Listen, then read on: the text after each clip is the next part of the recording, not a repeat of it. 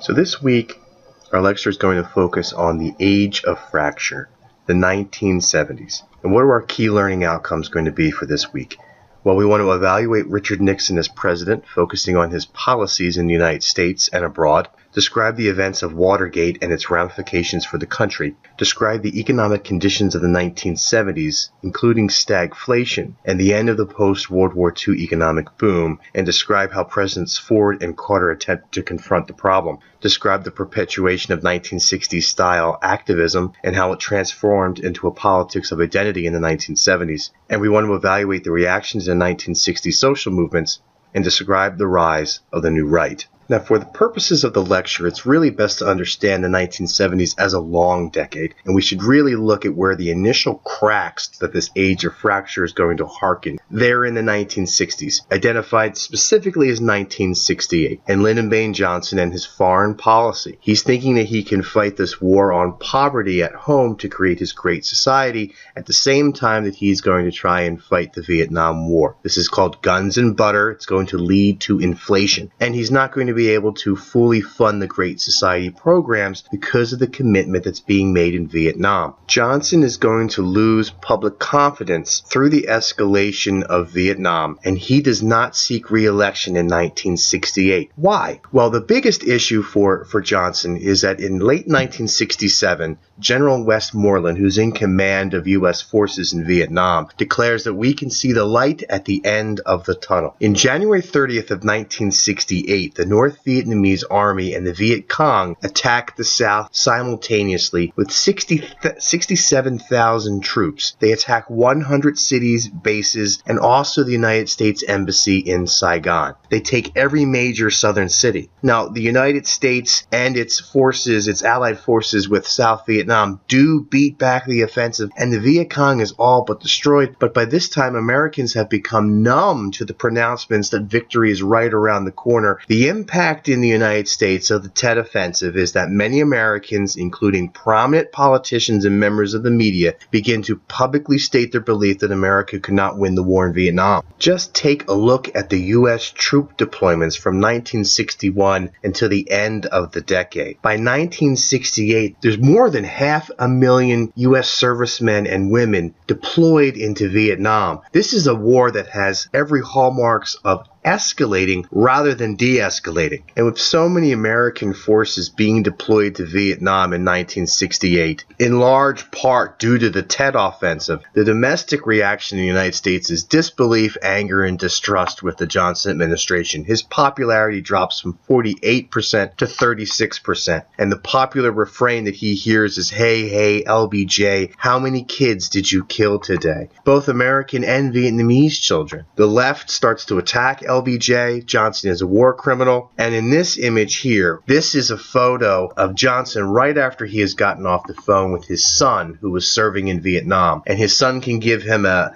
clear picture. He can break through the presidential bubble that sometimes encapsulates and insulates presidents from what's going on in the reality of the country or any of their policies. Having that conversation with his son can really cut through that. And we can see from the way Johnson is bent over the table, exhausted and filled with stress, that this is a conversation that's not going well. And it's part and parcel of his policies in Vietnam. They're not going well. Vietnam consumes Johnson, and things go from bad to worse for the Johnson administration and its policies in Vietnam when there's this massacre by Charlie Company 1st Battalion 20th Infantry at the village of My Lai on March 16, 1968. Between 200 and 500 unarmed villagers are rounded up and shot, and it takes a little while for this massacre to make it into the press, but it eventually does. And by 1969, the press in the United States is fully aware that there is a massacre that had happened. There is an investigation that's going to take place. 14 officers will be charged out of 26 men total, and only one will be convicted, a Lieutenant William Calley, who was a platoon leader, and he'll be convicted of premeditated murder of 22 Vietnamese civilians. He's going to be sentenced to life in prison, but he's going to be paroled 3 years later. The My Lai massacre is a geopolitical disaster for the United States. when this information starts to get out, and allies and different countries around the world start to see what exactly it is that U.S. servicemen are up to in Vietnam. And in addition to all the problems due to the fissures and divisions over Vietnam, there are a series of national tragedies in 1968 as well.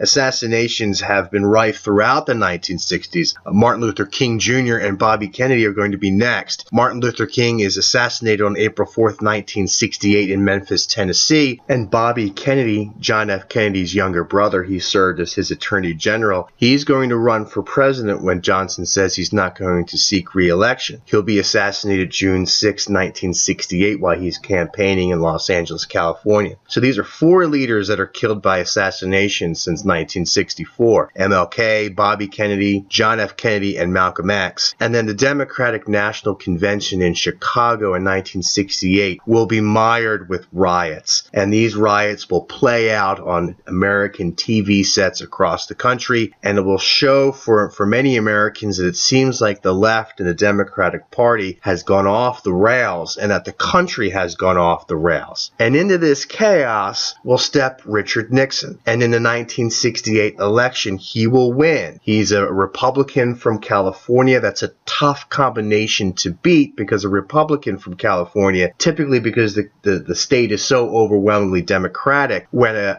Republican from California can put those 40 electoral college votes into play, they can be hard to beat. Nixon is going to be hard to beat, and he will win this election. We have the American independent George Wallace, if we remember him, blocking the University of Alabama doors to integration. He's going to be running on a pro-Southern segregationist platform. And then Lyndon Baines Johnson's vice president, Hubert Humphrey, is going to run for the Democratic nomination. And Nixon is going to win this election in 1968. How does he do it? Well, he claims that the 1960s has fallen into an era of liberal chaos, and that Nixon says that there's a silent majority that exists in the United States that work hard, pay their taxes, go to church, obey the law, and respect the flag, and that these are the individuals that silently, come election day, in the privacy of the voting booth, they will put a law and order candidate like Nixon into the Oval Office. And that's exactly what they do. The other thing that Nixon advocates for is the Vietnamization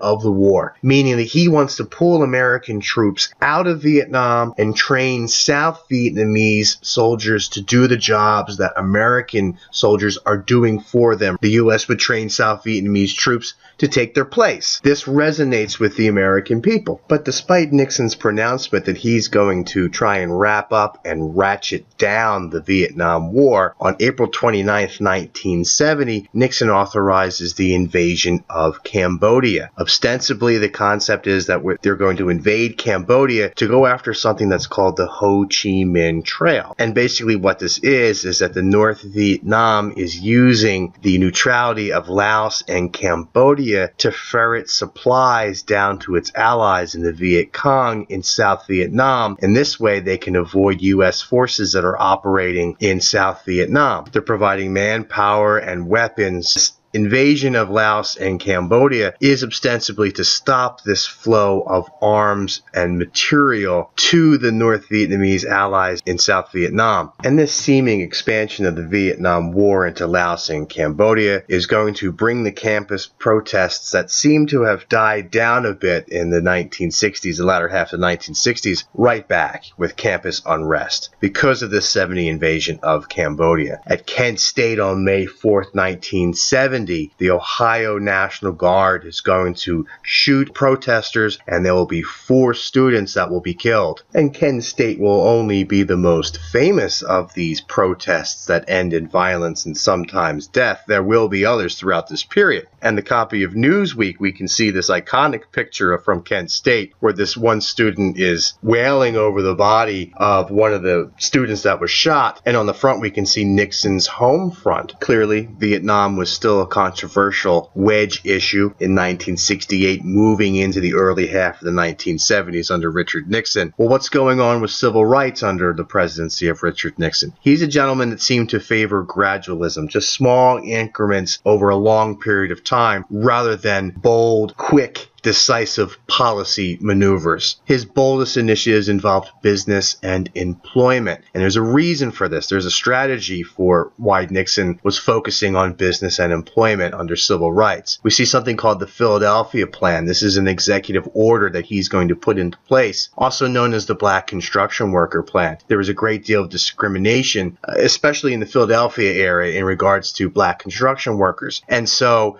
labor unions were barring African Americans from joining the unions and thus being able to realize a good salary in a union job. And so what this executive order is going to do is it's going to set guidelines and goals for affirmative action for hiring African Americans. Now, this was a two-pronged strategy by Richard Nixon. Two of the most important groups under the New Deal tent that FDR had created, that coalition that he created, were urban working class construction workers and African Americans. And this Philadelphia Plan was a way to drive a wedge between those two big groups that at this particular moment in time made up a significant base of the Democratic Party. And so in a nutshell, what the Philadelphia Plan was advocating for was if there was a construction project, there needed to be quotas. There had to be a certain percentage of the labor force of construction workers that were going to work on that job that were going to be minorities. President Nixon also is going to sign the Equal Employment Opportunity Act of 1972, which is going to give the Equal Employment Opportunity Commission much greater power to enforce issues in regards to workplace discrimination. How is that going to take place? Well, you grow the budget and the staff of that particular agency. So 359 employees in 1969 to 1,600 with a budget of $29 million under the Nixon administration. Nixon is also going to sign the Voting Rights Act of 1970, which will nationalize the 1965 legislation and expand it so that it reaches northern states as well. Nixon's most daring and boldest maneuvers will be in regards to foreign affairs. Nixon, along with his national security advisor and later Secretary of State Henry Kissinger, are going to challenge some of the prevailing wisdom that the United States has been utilizing to engage with the Soviet Union in its Cold War and turn these ideas on its head. Nixon is going to remove the idea of containment policy and instead is going to look for maximum flexibility, talking, finding common ground, and encourage a balance of power. Both Nixon and Kissinger will see containment as lacking sophistication and lacking nuance. The idea that the communist world is this monolithic force with Moscow at its center, Nixon and Kissinger don't believe that. And so they're going to try and find different ways to create and exacerbate the differences between the communist powers, particularly the communist superpowers of China and the Soviet Union. They might be both communist, but there are significant policy and geostrategic differences amongst the Russians and the Chinese. And Nixon wants to play up these differences to find an advantage for the United States. Now, the first piece of this puzzle will be to normalize relations with China once again. Mainland China in 1948, we know it fell to the communists, and Truman was blamed for losing China. The United States supported the nationalists who fled to the island province of Taiwan and recognized that government as the official government of all of China. Well, Nixon is going to formally recognize communist mainland China as the real quote-unquote China. This rapprochement with China will take place on February 21st, 1972. Nixon will go to China and he'll discuss different trade possibilities with the Chinese. The idea is to drive a wedge between China and the Soviet Union, and to try and get the United States a better bargaining position with the Soviet Union in regards to nuclear missile arsenals. And he's also looking to isolate North Vietnam during the ongoing peace negotiations that have been taking place since ostensibly the 1950s but haven't been getting anywhere. And Nixon and Kissinger's attempt to drive a wedge between the Soviet Union and the Chinese appeared to be successful. Just a few months later, on May 22nd, 1972, Nixon is in Moscow meeting with Soviet Premier Leonid Brezhnev, talking about arms control and increased trade with the Soviet Union as well. Nixon is going to sell wheat to the Soviet Union at a very good price during a particular bad moment in time for domestic wheat sales in the Soviet Union, and there is a fear that there could be a famine or certainly lack of food. Nixon's going to take care of this issue for the Soviet Union, and they're going to appreciate that sale of wheat. And in addition, we're going to see the Strategic Arms Limitations Treaty, which is going to limit a certain type of missile, these intercontinental ballistic missiles and anti-ballistic missile defense, on May 26, 1972. So Nixon's going around the world to the headquarters of the communist leaders in China and in the Soviet Union, playing up his statesman bona fide. And he had this famous saying that those on the right, meaning the political right, can do what those on the left can only dream of. What he's saying here is that someone who is from the political left might be able to be labeled with the charge of socialists or too close to the Kremlin or being a stooge of the communists. Well, Nixon had an entire career based off of fervent anti-communism. So when it came time to negotiate with the Soviet Union and negotiate with China, he was negotiating from a position of strength. No one domestically in the United States thought that he would get played by the Soviet Union or the Chinese because he's coming from the political right and as such must be naturally suspicious of them. Now we have a subsequent lecture that will go into more details about the accomplishments of Richard Nixon vis-a-vis some of the mistakes that he made. The biggest issue that will doom Nixon's presidency will be this controversy surrounding Watergate. Now, what was Watergate? It's a luxury hotel in Washington, D.C., and in 1972, it just so happens to also be the headquarters of the Democratic National Committee that's looking to strategize and figure out how it's going to win the presidency once again in the 1974 election. Nixon has gentlemen that are part of this group called the Committee to Re-elect the President. And there's a group within this group that's called the Plumbers. And basically they're Nixon's fix-it men. Well, they break into the Democratic headquarters at the Watergate Hotel to find information about Nixon's opponent in the upcoming election on June 17, 1972. Now, these plumbers were acting without Nixon's knowledge, but when he found out what they did, he tried to cover it up. He paid hush money to the arrested Watergate burglars, and he tried to obstruct justice as the Attorney General's office began to investigate and figure out just exactly what had happened at the Watergate break-in. There is absolutely suspicion that this was a high-level type of operation, even when the gentlemen were picked up. There were 3 plainclothes Washington, D.C. police officers in the building at the time of the break-in, and when they searched the fix-it men that were in the headquarters, they found all sorts of sophisticated listening devices. So they knew that this was some sort of inside job or high-level government operation. And whilst negotiating through this Watergate scandal, Nixon is eventually going to, quote, take responsibility but not blame, saying that he's too busy running the country. So there's a lot of unanswered questions in Washington, D.C. regarding this Watergate break-in. And there's going to be a special counsel that will be created by the Attorney General's office to look into the matter further. These special counsels have subpoena power, and they can bring charges against officials should they deem it necessary. As part of this investigation, the special counsel is talking to some of the arrested men, and the special counsel learns that Nixon records conversations in the White House. The special counsel wants those tapes. Nixon refuses to give them up, citing national security and executive privilege. A legal battle over these tapes ensues. Nixon will fight tooth and nail to stop these tapes from being released, going so far as to demand that the Attorney General fire the special counsel. When the Attorney General refuses to do so and resigns, Nixon goes to the number 2 man at the Department of Justice, demanding the same thing. He too resigns until eventually he gets to the 3rd man at the Department of Justice, Robert Bork, who does agree that they are going to shut up the special counsel and shut it down so that Nixon won't have to release these tapes.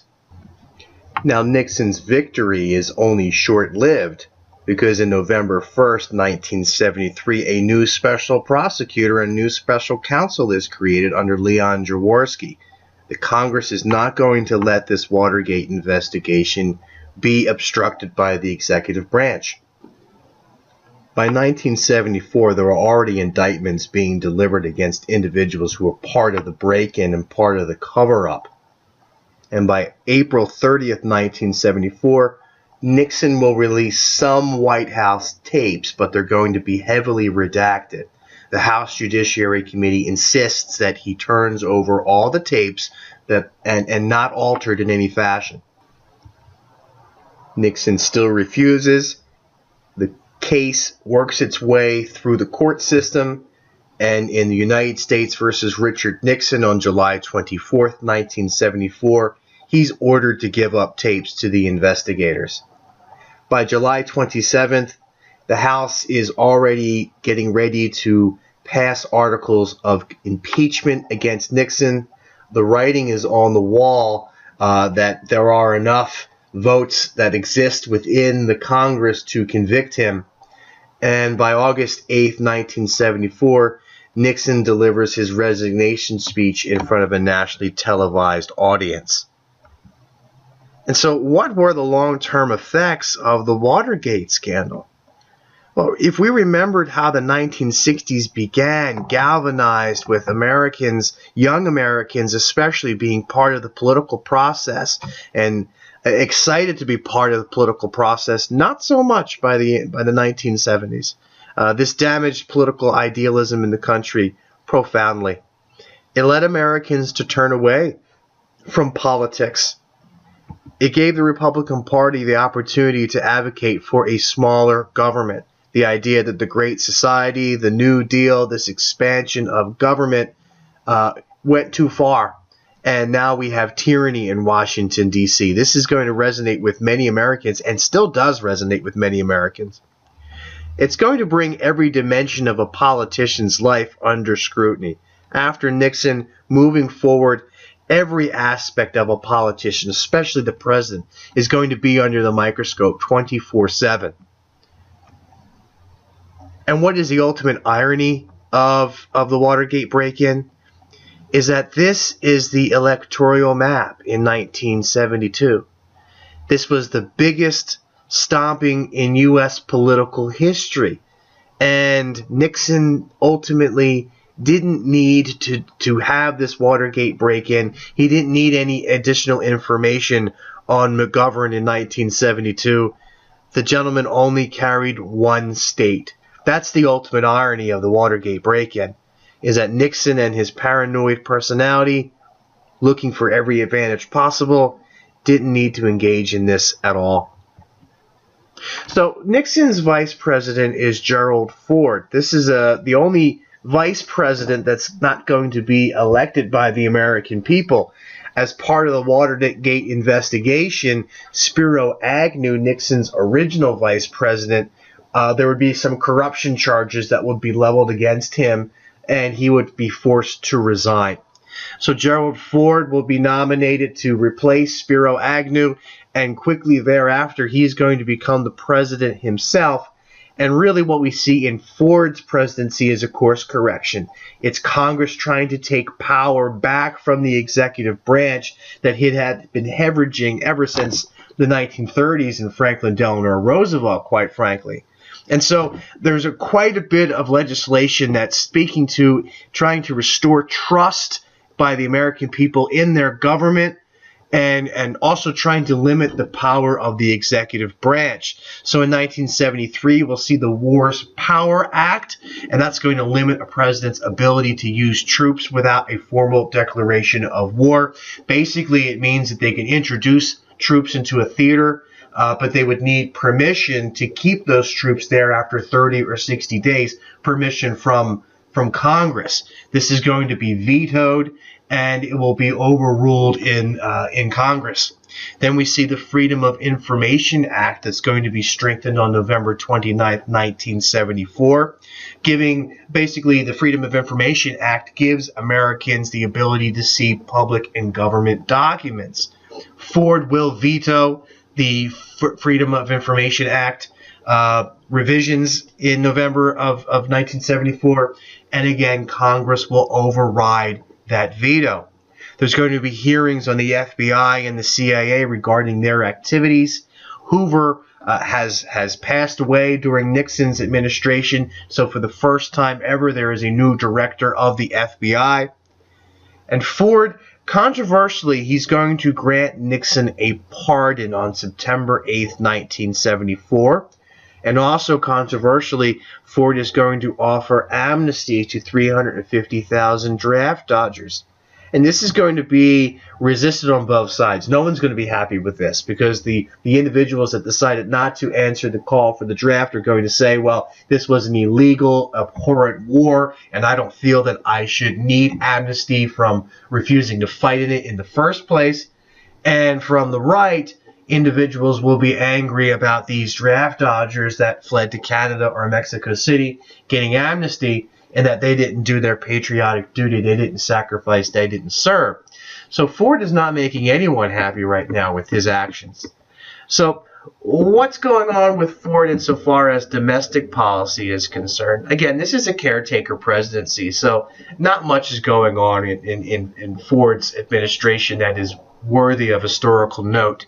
He's going to encourage Americans to save money, offered a large tax cut. Most polls show that Americans wanted Nixon punished for the Watergate break-in, and Ford denied that justice to the American people. So he had approval ratings that were in the high 60s. After he pardoned Nixon, his popularity would plummet into the high 30s. In foreign policy, he would look to continue with Nixon's policies. He keeps Kissinger on as Secretary of State, but he fires a large percentage of Nixon's cabinet and replaces them with individuals that we would know today: Rumsfeld, Dick Cheney, George Bush. They will enter into the administration in key posts. And he's also going to negotiate for a break in hostilities in the Middle East through Kissinger, through his Secretary of State. And here in the bottom right-hand corner, we see this is Chevy Chase, a young Chevy Chase. This will be the hallmark of Saturday Night Live. Will become a sitcom during this time, and Chevy Chase, Gerald Ford, will be the first president, and certainly not the last president, lampooned on Saturday Night Live. It made him the running butt of jokes. He had a bad knee from when he was a football player at the University of Michigan, and sometimes that knee would go out on him and he would wind up tripping or falling down the stairs of Air Force One, and it made him the butt of jokes. And of course, when you're a figure that has a important job like the presidency, it's not good to be the butt of jokes, and it really diminished him as president, the running jokes. Now, economically in the 1970s, things started to take a really bad turn for the United States for a series of reasons. The causes are the expense of the Vietnam War, the expense of the Great Society, the cost of this arms race with the Soviet Union, and Lyndon Baines Johnson's refusal to raise taxes to pay for any of it. Also, there are changes happening in the international manufacturing market. There's a rise of foreign competition, particularly from Germany and Japan, and this is decreasing demand for American goods. This is also going to be paired with inflation. Inflation is when the value of a dollar vis-a-vis the commodities that you're trying to acquire with that dollar, you have less purchasing power. Meaning that a dollar buys you less eggs in 1975 than it did in 1970. A dollar buys you less milk than it did in 1970. And in the 1970s, the oil-rich nations of the Middle East are going to begin an oil embargo. Basically, they're going to ban selling oil to the United States because of its support for Israel. And oil is everywhere. Not only is it a lubricant for engines and we use it as fuel for our cars, but oil and oil-based products are everywhere. And when oil is no longer being imported from the Middle East, it's a significant part of the market share of our domestic supply. And there's going to be a rise in prices. Things are going to become more expensive, including gasoline. And because of the Vietnam War and the Great Society, the arms race, the refusal to raise taxes, the rise of foreign competition, inflation, this oil embargo, it's all going to be part of this recipe, this perfect storm that's going to lead to something called stagflation. And that's an economic cycle with slow growth occurring simultaneously with high rates of inflation. And both Ford and the other president of the 1970s that we have yet to discuss, Jimmy Carter, have to deal with stagflation for the rest of the decade. And there's going to be a decline of our manufacturing cities, cities like Detroit, Philadelphia, Pittsburgh, Cleveland. Their economies will bottom out, and they will start to be called the Rust Belt, this former glorious industrial and manufacturing hub in the United States. And because of the foreign competition, because there are other parts of the United States where it's cheaper to do business because there's less unions, there's less taxes, and that is if you even keep your manufacturing company within the United States, many will move overseas over the course of the next several decades. Well, there's just so much economic decline that we have cities in the 1970s like New York that lose their tax base and are having a real hard time just providing basic services for New Yorkers. And it looks like New York is actually going to have to file for bankruptcy in the 1970s. So low had its tax base gone and so much had its industrial capacity weakened. And it's indicative of all these other cities that are suffering in the Northeast and in the Midwest that are part of these Rust Belt areas that have never fully recovered. And here we see a map of the OPEC countries. OPEC stands for Organization of Petroleum Exporting Countries. And with the exception of Venezuela in South America and Nigeria in Africa, most of the nations that comprise OPEC in the 1970s are Islamic, and the majority are Arab.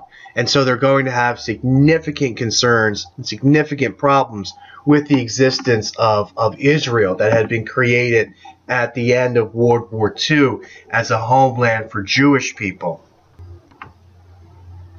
And many of these Arab states will join together in 1973 and wage what is called the Yom Kippur War on Israel. Israel will defeat this amalgam of Arab powers that is arrayed against it. And one of the results of this war is backlash against the United States because it supports Israel. And for the first time, the United States has to ration energy. This really shakes the American dream. The cost of gas rises dramatically. It more than doubles. It sounds like a pittance to us, 30 cents a gallon to 75 cents a gallon. But imagine if gasoline, which is at like $3.50, let's say now, doubles to $7. In real terms, we can feel what it would be like for someone in the 1970s to have their gas prices rise more than double. And so we see these gas shortages, 10 gallons of gas per customer. We're going to see the first time the speed limit is going to be lowered in certain states from 70 to 55 in order to conserve gasoline. This impact is going to linger until 1974, and this won't be the last oil embargo that the United States has to deal with in the 1970s. There'll be another one yet for us to examine. Now, as mentioned previously, Ford, he was a caretaker president, and his pardon of Nixon was so ill-timed and such a political bad move that he was really doomed when it came to running in 1976. He's too close to Nixon. He's tarnished with being part of his administration, and America is looking for something fresh or something new. And so this election in 76 is going to pit Carter, Jimmy Carter, Democrat. He's a senator and then a governor from Georgia, against Ford, and Carter will win this election. And so why does Carter win this election? We already talked about how Ford proved to be an ineffective president, and the pardon of Nixon really doomed him. But there was also some other positives, net positives, that Carter brought to the election that really tilted the American people to vote for him. He represented a small-town virtuous man. He was a peanut farmer. But also on top of that, he was a nuclear engineer in the U.S. Navy. He worked on submarines. He had an honest nature. He was progressive on the issues of poverty and treatment of minorities. He was able to speak with genuineness to the Southerners, the southern part of the country, which was growing politically, economically, and demographically in relation to the other parts of the nation at this time. And he's asking the nation to sacrifice on behalf of the common purpose. Now, Carter did something that's daring for any politician. He raises taxes in a way to remedy the energy crisis, and he starts searching for alternative fuels. Because Carter was a nuclear engineer and he's comfortable with nuclear power, he's going to advocate for a combination of solar and nuclear power to try and wean the country off of its dependence on foreign oil so that the country can be more independent and won't have this type of energy shock, because we will control our energy capacity to a much greater extent than we do in the 1970s. Insofar as expanding American social justice domestically, Carter's a bit of a disappointment. There's not much civil rights legislation that is advocated by the executive branch that is picked up by Congress or is passed. There's not many signature pieces of legislative victories in that regard. Now, in foreign policy, he's going to establish human rights as an important element of American policy.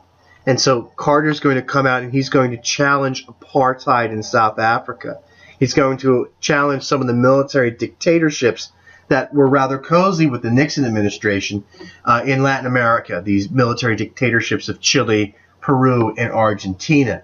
The idea for Nixon and his foreign policy was, so long as they weren't communist, the United States was willing to look away at some human rights abuses. And there were some serious human rights abuses in many of the countries in South America, particularly Argentina, during the 1970s. Carter was not.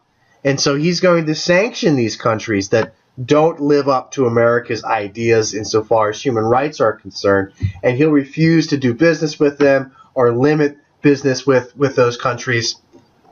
And he's also going to oversee a peace agreement between Israel and Egypt called the Camp David Accords. Egypt is the most populous of the Muslim nations in the Middle East that was resisting the existence of Israel. And with the Camp David Accords, Egypt will formally politically recognize Israel. And in return, Israel will give the Sinai Peninsula back to Egypt. This was an important strip of geostrategic land that the Israelis were able to capture during the conflicts that they had with the Arab nations. Controversially, Jimmy Carter is going to give up control of the Panama Canal on April 18, 1978. And Americans were split on this one. It took quite a bit of American ingenuity and certainly American money to complete that Panama project.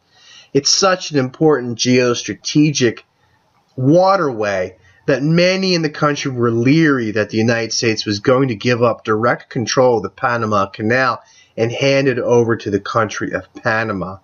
And Carter is going to have to fend off some serious attacks from certain politicians that are going to challenge him in 1980 for the presidency, particularly Ronald Reagan, on the issue of the Panama Canal. But nevertheless, he gives it up to the Panamanian people.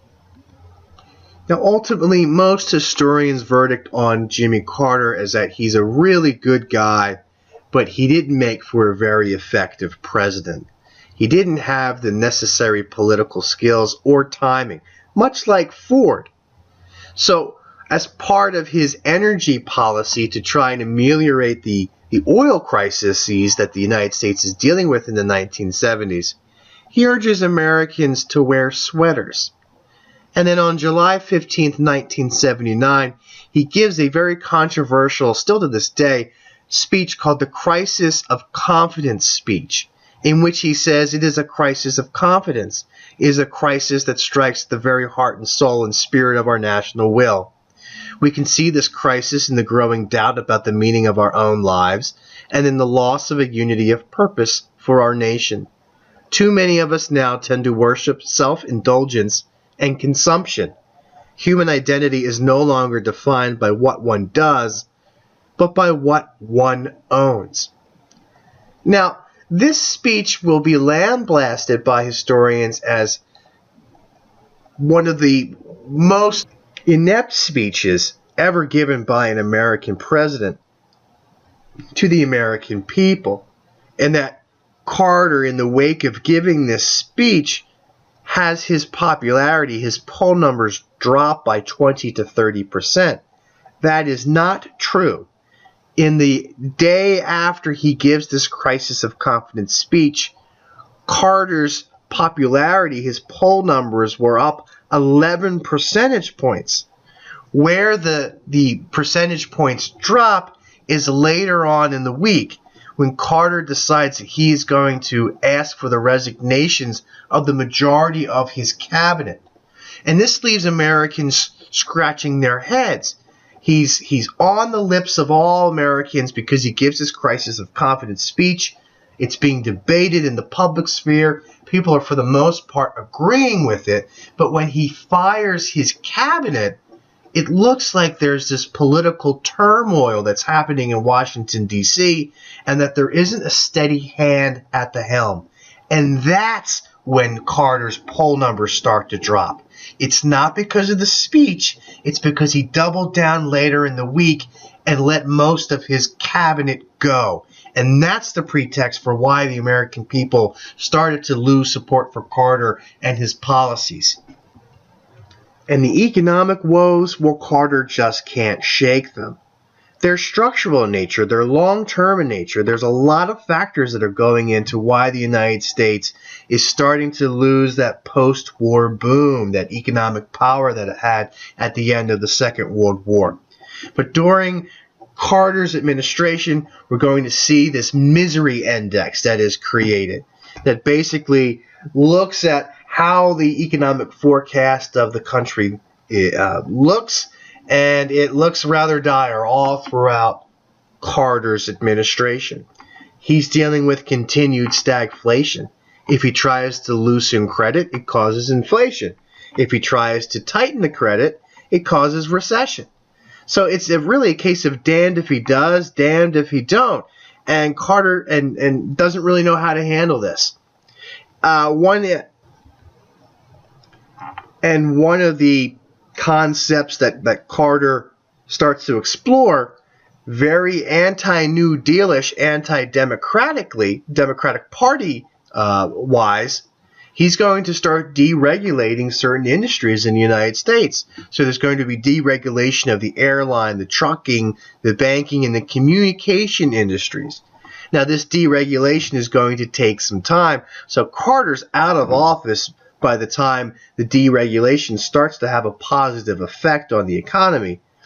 Reagan will reap the economic benefit, but this deregulation starts under Carter. It's important to keep that in mind. So domestically, things aren't going very well for Carter and his administration because of stagflation and continued economic issues.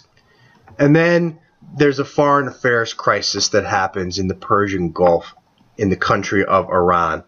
Iran appears to be a stable nation in 1977, but there's a revolution that happens in January of 1978.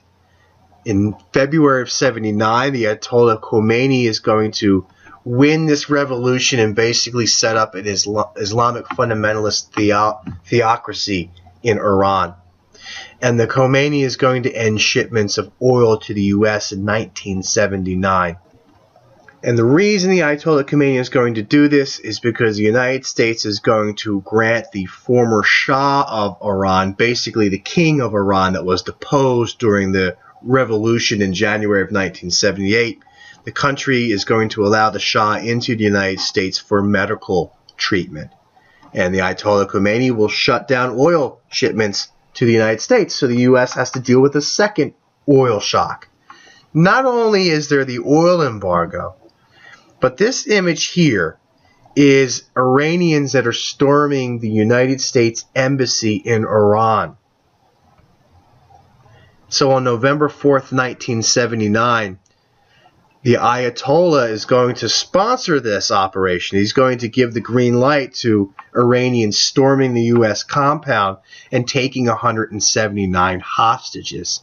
Basically, the idea of the Iranian theocracy was that we were going to exchange the 179 American hostages for the Shah of Iran. In return, the United States freezes Iranian assets, but this is for the most part ineffective. Carter orders a secret military mission to free the hostages, which is an absolute unmitigated disaster, and Iranians display the corpses of the GIs that were part of that failed mission. And the failed mission to try and win the hostages' freedom, the inability to win those hostages' freedom over negotiations, the inability to get the embargo lifted, the crisis of confidence speech, and then the firing of the cabinet a few days later, are all compounding this image that Carter is weak. And then Carter is doing a cross-country run, showing that he has a fitness level and that he wants to be out and be active. Well, it winds up that as part of this cross-country run that he's doing one day, he just has a bad run and suffers from heat stroke, and he collapses. And these pictures are front page news across the country. So not only is he looking weak on the international stage, but Americans are starting to be fed this image that Carter is weak physically. He's frail as well. He's not up to the job of being president. And Carter will be defeated rather easily by Ronald Reagan in 1980. And we'll pick up Ronald Reagan and what his policies look like next week.